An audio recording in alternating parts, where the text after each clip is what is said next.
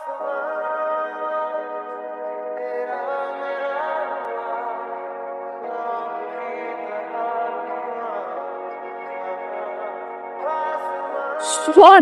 তোমার ভাইয়া। ভাই কি করছিস তুই? রাস্তার মধ্যে মারামারি করতেছিস? ও এভরিথিং করছে। আজকে আর মাইরে ফেলাম। দাঁড়াবি। এইখানে যাও। আর আপনারা দাঁড়া কি দেখতেছেন? জান না এখান থেকে। মারামারি থামানোর মধ্যে মারামারি দেখতেছে। এই মেয়ে কে? ভাইয়া, আমি ওর ফ্রেন্ড। ভাই আমার গার্লফ্রেন্ড। গার্লফ্রেন্ড? হ্যাঁ ভাই, তোমার সত্যিটাই বললাম। কারণ একদিন পরে তুমি এমনিতেই জানবা। আজকে যা। বাসায় বসে দিয়ে ওকে। চোখে নামাই দিয়ে যা। ঠিক আছে। দিলাম। চলো তোকে নামাই দিয়েছি।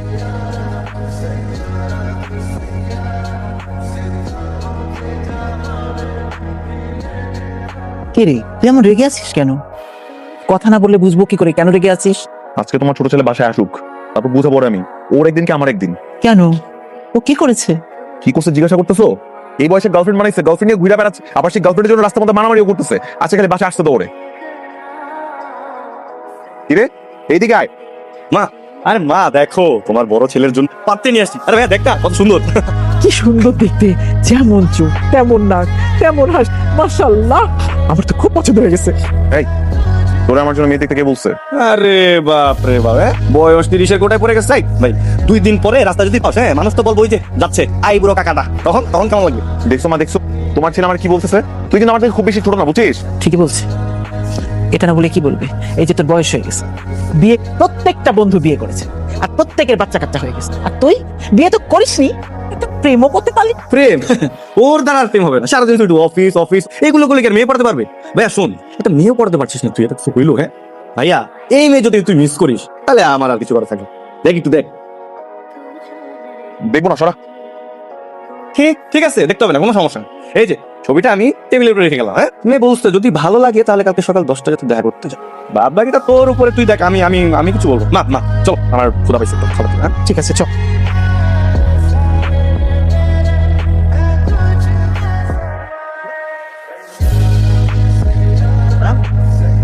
এই সব ড্রেস পরলে মেয়ে পটে? হ্যাঁ পাত্তা দিবে মানে? আরে ভাই, এখনকার মেয়েরা একটু ড্যাশিং লুক পছন্দ করে ছেলেদের, মানে একটু ইয়ো লুক, কুল লুক। তোর আমাকে কি মনে হয় আমি হট? ভাইয়া তোরে হটও লাগতেছে না কুলও লাগতেছে, মানে তোরে দেখে মনে হচ্ছে যে তুই প্রাইমারি স্কুলের টিচার, মানে স্টুডেন্ট পড়াতে যাচ্ছিস। ভাই এই হ্যান্ডসাম লুকে না মেয়ে পড়বে না, মেয়ে মা পড়বে। ঠিক আছে, তুই তো যাচ্ছিস মেয়ে পড়াতে, বুঝিস না? তোকে একটু হ্যান্ডসাম কুল ড্যাশিং লুক, ইয়ো লুক দিতে হবে। পরে আমি সুন্দর একটা লুক দিচ্ছি। চল না শোন, আমি ওই ধরনের ড্রেস আপ পরবো। পরিষ্টি পড়বি। আচ্ছা ভাইয়া চল, আমি ভাইয়া আরে কই তাড়াতাড়ি বের হস না।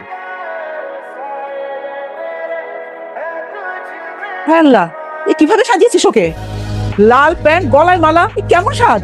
মা, তোমার ছেলের একটা ড্যাশিং লুক দিয়ে দিলাম, একদম ইয়ো। আল্লাহ নাম নিয়ে যা, বিসমিল্লাহ বলে যা। না চল, দেখবি তোর দেখে একদম মেয়ে ফিদা হয়ে যাবে। চল। বুঝি ওই মোহন আপু। পাশের ওই মেয়েটা, কালকের ওই মেয়েটা না তোর তোর গার্লফ্রেন্ড না? আরে হ্যাঁ, আমার গার্লফ্রেন্ড, আমার গার্লফ্রেন্ডের চাচাতো বোন, বুঝছিস? ওইটাই মোহনা। না না না, হবে না, চলে যাবো। আরে হবে না মানে কি? কি চলে যাচ্ছে? কি? আসসালামু আলাইকুম ভাইয়া। ওয়ালাইকুম আসসালাম, ভালো আছো? হ্যাঁ ভাই, ভালো আছি। মোহন আপু, এই ভাইয়া মোহন আপু, পরিচয় হতো। হ্যালো। এই, তুই গতকালকে ওনার কথাই বলেছিলি? হ্যাঁ, তুই না বলেছিলি যে উনি ভদ্র মার্জিত পরিপাটি একটা ছেলে? গতকালকে তো ও মনে ছিল। Any problem?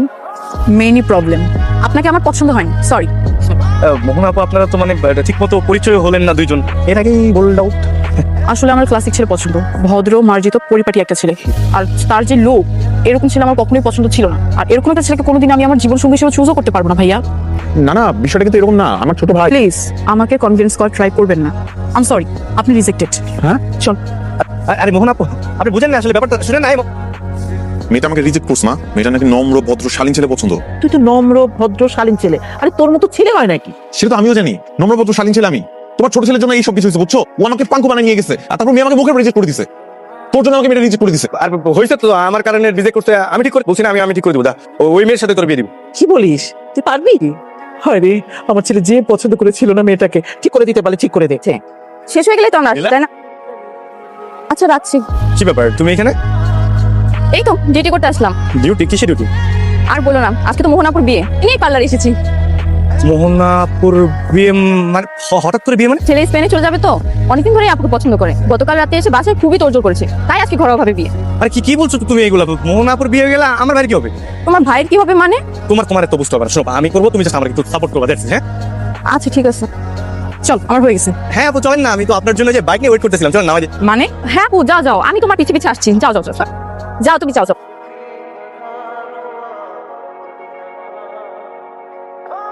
আরে কি ব্যাপার, আমার বাসা তো এদিকে, এদিকে কোথায় নিয়ে যাচ্ছ? আপনার বাসায় দেখি, আমার ভাইয়ের বাসায় দেখি। ভাইয়ের বাসা মানে? আজকে আমার বিয়ে। আরে বিয়ে তো কি হয়েছে? বিয়ে হবে, শুধুমাত্র পাত্রটা চিনতে। এই, তুমি কি আমাকে কিডন্যাপ করতেছো? আরে ওরকমই কিছু একটা। বাঁচাও, কে কোথায় আছো? বাঁচাও আমাকে।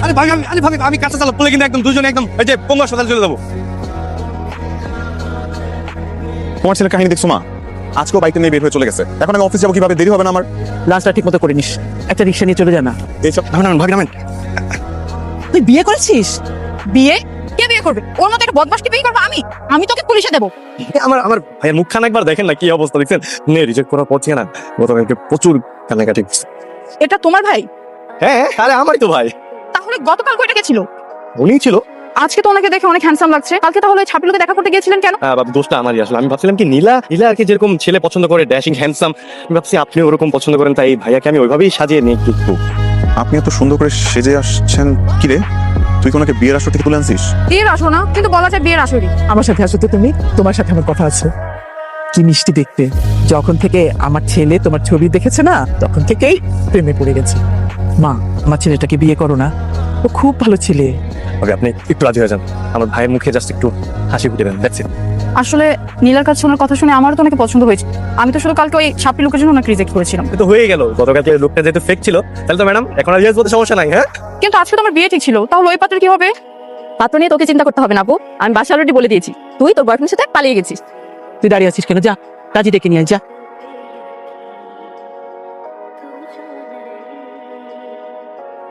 আমার মাকে নিজের মায়ের মতো দেখবা, আর এমন ভাবে চলাফেরা করবা যাতে করে তোমার আচরণে তার কষ্ট না পায়, ঠিক আছে? জি অবশ্যই। আমি না একটা মোটর ইঞ্জিনিয়ারিং কোম্পানিতে চাকরি করি। খুব বেশি যে স্যালারি পাই তাও না, কিন্তু যত টাকা স্যালারি পাই তার একটা বেশিরভাগ অংশ তোলা যায় আমার একটা লোন পরিশোধ করার জন্য। সব মিলিয়ে আমার খুব বেশি একটা টাকা থাকে না, কিন্তু আমার কাছে খুব বেশি এক্সপেকটেশন রেখো না। আচ্ছা ঠিক আছে। আরে রিয়াদ ভাই, আপনি আজকে অফিসে? নতুন বিবাহিত পুরুষ, ভাবিকে একা রেখে অফিসে চলে আসলেন? করবো বলেন ভাই, সংসার তো সামলাইতে হবে নাকি? ভাই কংগ্রেচুলেশন। থ্যাংক ইউ ভাই। আমি যতটুকু জানি আপনার তো লোনের পেশাটা এখনো চলতে। সোহানের তো গ্র্যাজুয়েশন শেষ হতে আমার তো 1 বছর, আর তো স্টুডেন্ট ভালো। ওর গ্র্যাজুয়েশনটা শেষ হয়ে গেলে দুই ভাই একসাথে সংসারটা সামলাই নিব, সব ঠিক হয়ে যাবে। রিয়াদ ভাই, আপনি কি নিজের জন্য কিছু ভাববেন না? আপনি কি শখ বলতে কিছু নাই? মাথার উপর তো বাবা নামও ছায়াটা নাই, আর আমি তো পরিবারের বড় ছেলে। পরিবারের বড় ছেলেদের তো সকাল রাত থাকতে হয় না, সবটাই বিলাসিতা। মন থেকে আমি দোয়া করি আপনার ঋণটা তাড়াতাড়ি পরিশোধ হয়ে যাক। আর শুনেন ভাই, একটু নিজের জন্য বাঁচেন। ইনশাআল্লাহ। জানো মা, এই বাড়িটা শুধু বাড়ি না, তোমার শ্বশুরের ইমোশন, তোমার শ্বশুরের সারা জীবনের অর্জন। আমার স্বামী মানে তোমার শ্বশুর, উনি ছিলেন এতিম, ওনার কোনো সম্পদ ছিল না। ওনার খুব স্বপ্ন ছিল একটা সুন্দর বাড়ি, সারা জীবন কষ্ট করে বাড়িটা বানিয়েছেন। এই বাড়ি আমাদের স্মৃতি, প্রত্যেকটা ইটে তোমার শ্বশুরের স্মৃতি। জি বলেন। রিয়াদ সাহেব নেই? না রিয়াদ ভাই তো বাড়িতে নেই। বলেন আমাকে, সমস্যা নেই। না, শুনলাম বাড়িটা বিক্রি করবেন, তাই দেখতে আসছি। কে বলেছি বাড়ি বিক্রি করবো? আপনাদের তো অনেক টাকা লোন, না সুদের পরিমাণও এত বাড়ছে যে আপনারা দিতে পারছেন না। ব্যাংক তো নিলামে উঠাবে আপনাদের বাড়ি, তার চেয়ে ভালো বিক্রি করে দিন। আমাদের সমস্যা আমরা মেটাবো, আমরা বাড়ি বিক্রি করবো না। আপনি এখন আসতে পারেন। আপনারা যা ভালো মনে করেন। মা, কত টাকা লোন? 20 লক্ষ টাকা। এত টাকা লোন নিয়েছিলেন কেন? মা গো, তোমার শ্বশুর যখন মারা যান, ওরা খুব ছোট ছোট ছিল, কোনো টাকা পয়সা ছিল না। ওদের বড় করা, ওদের লেখাপড়া, সংসার চালানো, আমার চিকিৎসা, তারপর উপায় না পেয়ে ব্যাংকের কাছে বন্ধক রাখি। মা একটা কথা বলি, তুমি বাড়িটা বিক্রি করে দাও। কি বলছো এসব? তো ভাবি দুনিয়াটা না ইমোশনে চলে, তারা লোনের অনেক টাকা বাকি। আমার পড়াশোনার খরচ, বাড়ির খরচ, ইয়া তো একা পারছে না, হিমশিম খাচ্ছে। সবচেয়ে ভালো হয় আমরা বাড়িটা বিক্রি, একটা কম দামি বাসায় ভাড়া থাকি, তাহলে তো ঝামেলা শেষ, তাই না? তুমি যাও এখান থেকে। ভাবি যাও তো। মা, আপনি ওর কথা কষ্ট পেন না, ছোট মানুষ, কি বলতে কি বলে ফেলছে। কি করে পারলো বাড়ি বিক্রির কথা বলতে? ও জানে না এই বাড়ির জন্য ওর বাবা জীবন দিয়েছে। বাবা জীবন দিয়েছে? হ্যাঁ মা, শ্বশুর যখন অনেক কষ্ট করে বাড়িটা কমপ্লিট করলো। আপনারা এত রাত আমার নিজেই চলে আসলাম। টেলিফোনে রিকোয়েস্ট করেছি, রিকোয়েস্ট রাখেন। দেখুন জাভেদ সাহেব, আমি আগেও বলেছি, এখন বলছি, এই বাড়ি আমি বিক্রি করবো না। আমার জীবনের সমস্ত উপার্জন দিয়ে আমি এই বাড়ি তৈরি।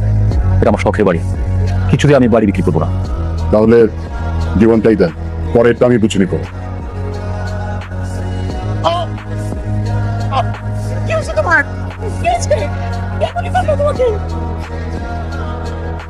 যে বাড়ির জন্য তোমার শ্বশুর জীবন দিয়েছে, একটা দিন ভোগ করে যেতে পারেনি, সেই বাড়িটা আমি কি করে বিক্রি করব? আমি বাড়ি বিক্রি করব না। আমার আমার ভুল হয়ে গেছে মা। আমি আমি সিরিয়াসলি ভাবে বলতে চাইনি মা। তুই একটু সময় দাও, আমি আর ভাইয়া মিলে সব লোন পরিশোধ করে দিব। তাহলে তুমি বাসা চলে যাও, আমি তোমাকে মেল করে দিব। সোহান, ওই সোহান, বল।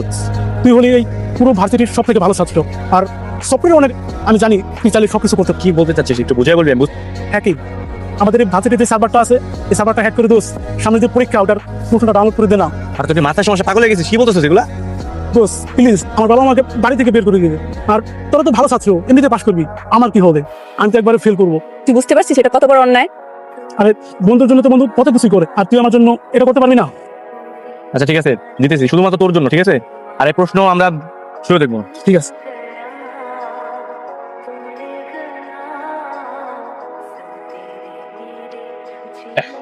ডান, সেই নি। খবরদার এই কথা যেন আমার ছাড়া কেউ না জানে। ঠিক আছে, ঠিক। আপনি রিয়াদ সাহেব, জি, আমি রিয়াজ সাহেব। সোহনের বড় ভাই। হ্যাঁ সোহন কি বাসায় আছে? হ্যাঁ, বাসায় তো আছে, কিন্তু আপনারা কারা? আমরা সোহনের ইউনিভার্সিটি থেকে এসেছি। ও সোহান, ভার্সিটি সারা চোট। আরে ভাইয়া স্যার, আপনি আমার বাসায়। ল্যাপটপটা চেক করুন, পাসওয়ার্ড বলো। পাসওয়ার্ড বল। 6225959।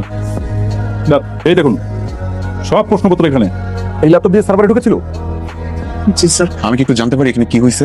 আপনার ভাই আমাদের ইউনিভার্সিটির মেইন সার্ভার হ্যাক করেছে, প্রশ্ন চুরি করেছে। চোর! এত বছর ধরে ইউনিভার্সিটি চালাচ্ছি, অথচ আজ পর্যন্ত এরকম ঘটনা কেউ ঘটানোর সাহস পাইনি। সোহান স্যার এগুলো কি বলতেছে? আমি চাইলে আপনার ভাইকে এই মুহূর্তে পুলিশে দিতে পারতাম, তুই করছি না। তবে আমি একটি সিদ্ধান্ত ইতিমধ্যে নিয়ে নিয়েছি। আপনার ভাই আজ থেকে আমাদের ইউনিভার্সিটির কোনো স্টুডেন্ট হিসেবে থাকবে না। আজকে থেকে এই মুহূর্ত থেকে তোমাকে ইউনিভার্সিটি থেকে বহিষ্কার করা হলো। আচ্ছা স্যার, স্যার স্যার আমার ভাই তো অনেক মেধাবী স্যার, প্লিজ স্যার এটা করেন না। আপনার ভাই মেধাবী সেটা ঠিক আছে, কিন্তু আপনার ভাইয়ের এই মেধা আমাদের দেশের জন্য কোনো কাজে লাগবে না, বরং এই মেধা দেশ ও দশের জন্য